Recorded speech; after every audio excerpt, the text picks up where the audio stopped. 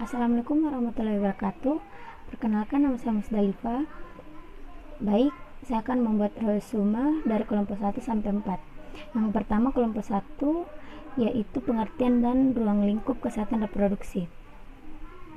Yang pertama, pengertian kesehatan reproduksi manusia. Menurut WHO, kesehatan reproduksi adalah suatu kejadian sejahtera fisik, mental, dan sosial secara utuh, tidak semata-mata bebas dari penyakit atau kecacatan dalam suatu yang berkaitan dengan sistem reproduksi, fungsi, dan prosesnya. 2. Sifat-sifat kesehatan reproduksi.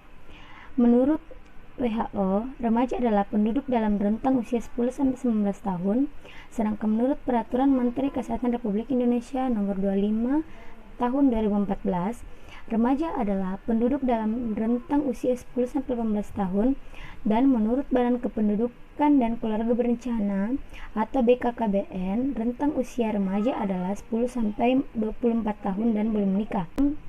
Bagian-bagian termasuk reproduksi manusia. Sistem reproduksi pada manusia termasuk ke dalam kategori reproduksi seksual. Artinya, reproduksi terjadi melalui proses bertemunya gamet jantan atau sperma dengan gamet betina atau ovum yang membentuk individu baru yang disebut dengan fertilisasi. Kelompok 2 yaitu pengertian pendekatan epidemiologi reproduksi. Pertama, pengertian epidemiologi. Kata epidemiologi berasal dari bahasa Yunani yang terdiri dari 3 kata dasar, yaitu epi yang berarti pada atau tentang, demos yang berarti penduduk, dan kata terakhir adalah logos yang berarti ilmu pengetahuan. Jadi, epidemiologi adalah ilmu yang mempelajari tentang penduduk. 2. Aspek-aspek kesmas pada proses reproduksi. Kesehatan dalam proses reproduksi atau kehamilan dan persalinan merupakan pusat perhatian utama kesehatan reproduksi.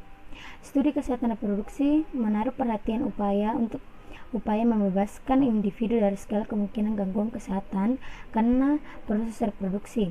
Misalnya gangguan kesehatan karena menggunakan cara-cara pencegahan kehamilan atau kontrasepsi, gangguan kesehatan karena kehamilan, dan gangguan kesehatan karena aborsi yang tidak aman.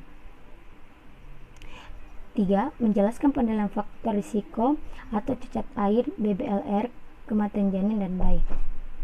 BBLR atau badan lahir rendah diartikan sebagai bayi yang lahir dengan berat badan kurang dari 2.500 gram. BBLR merupakan prediktor tertinggi angka kematian bayi, terutama dalam 1 bulan pertama kehidupan. Berdasarkan studi epidemiologi, bayi BBLR mempunyai risiko kematian 20 kali lipat lebih besar dibandingkan bayi yang lahir dengan berat badan normal. Kematian bayi adalah bayi yang mati dan mati dini 28 hari kelahiran. Kematian bayi dibagi menjadi 2, yaitu kematian bayi dini yang terjadi selama minggu pertama kehidupan 0-6 hari, dan kematian bayi lambat yang terjadi 7-28 hari kehidupan. Menjelaskan surveillance kesehatan reproduksi. Konsep surveillance HIV dan AIDS. Prosedur pemeriksaan darah untuk penderita AIDS adalah: yang pertama, harus mengisi informan consent, yang artinya ketersediaan subjek untuk diambil darahnya. B. Cara pencatatan kasus surveillance AIDS, yaitu yang pertama, melakukan pemeriksaan fisik terhadap penderita yang mencurigakan terkena AIDS, seperti terdapat 2 tanda mayor serta 1 tanda minor. C. Pelaporan kasus surveillance AIDS, yaitu dengan menggunakan formulir dari laporan penderita positif AIDS yang kemudian laporan kasus ini dikirim. Kelompok 3 yaitu pengertian dan kurun waktu reproduksi sehat. Pertama, pengertian kesehatan reproduksi.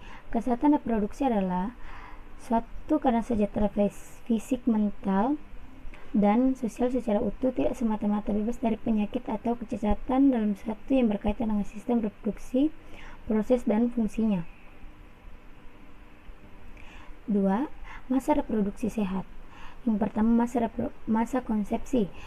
Masa setelah bersatunya sel telur dengan sperma, kemudian janin akan tumbuh menjadi morula, blastula, gastrula, neurula, yang akhirnya menjadi janin, dan dengan terbentuknya plasenta akan terjadi interaksi antara ibu dan janin.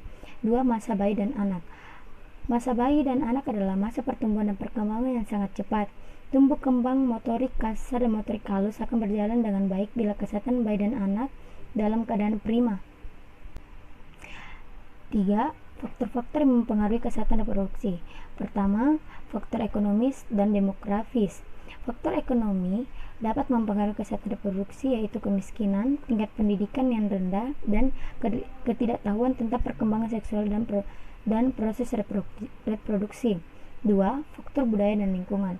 Faktor budaya dan lingkungan yang mempengaruhi praktik tradisional yang berdampak buruk pada kesehatan reproduksi, yaitu kepercayaan banyak anak, banyak rezeki, pandangan agama, status perempuan, ketidaksetaraan gender, lingkungan tempat tinggal, dan bersosialisasi.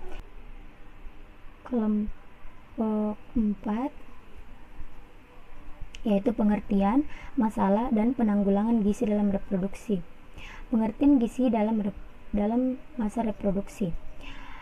Kesehatan reproduksi adalah keadaan yang menunjukkan kondisi kesehatan fisik, mental, dan sosial seseorang.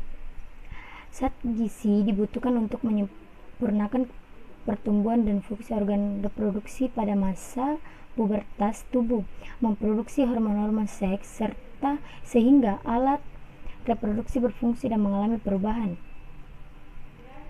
2. Masalah gizi dalam masa reproduksi. Masalah kesehatan remaja boleh jadi berawal dari usia yang sangat dini. Gejala sisa infeksi dan malnutrisi ketika anak-anak misalnya akan menjadi beban pada usia remaja. 3. Penanggulangan masalah gizi dalam masa reproduksi. Untuk program gizi masyarakat dengan tujuan penanggulangan masalah gizi sudah banyak yang diluncurkan, antara lain program edukasi gizi, program suplemen gizi melalui pemberian makanan maupun produk zat gizi seperti pil, besi, dan vitamin A.